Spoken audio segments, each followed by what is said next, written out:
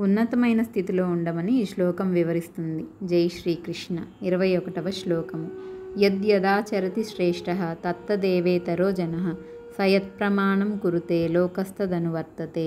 భావము: ఉత్తమమైన వ్యక్తి ఏదైతే ఆచరిస్తాడో అదే ఇతర సామాన్యమైన ప్రజలు ఆచరిస్తారు. అతడు దేనిని ప్రమాణంగా ఏర్పరుస్తాడో దానినే ఈ ప్రపంచమంతా అనుసరిస్తుంది అని భావం. ఎవరైనా ఒక రంగంలో రాణించాలనుకున్న వాళ్ళు ఆ రంగంలో గెలిచిన వాళ్లను ఆదర్శంగా తీసుకుని వాళ్ళనే అనుసరిస్తూ మార్గదర్శిగా చూస్తారు. ఎందుకంటే వారు అదే దారిలో గొప్పవారయ్యి గెలిచి చూపించారు కనుక. అలాగే తల్లిదండ్రుల ప్రవర్తనను బట్టే పిల్లలు వాటిని అనుసరిస్తారు, నేర్చుకుంటారు.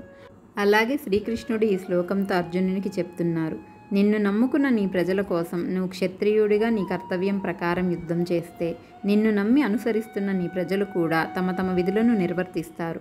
కనుక ఓ అర్జున, శ్రేష్టమైన వానిగా, లోకానికి ఆదర్శవంతమైన వానిగా, మార్గదర్శిగా నీవు ఉండాలి అని చెప్పారు. సామాన్యమైన వాడిగా ఉండకుండా గొప్పవాడిగా, అందరిలో ఆదర్శనీయమైన వాడిగా ఉండేలా మన ఆలోచన దృక్పథం, ఆత్మవిశ్వాసం, దృఢ సంకల్పంతో ఉన్నత స్థితిని చేరుకోమని ఈ శ్లోకం మనకు చెప్తుంది. జై శ్రీకృష్ణ.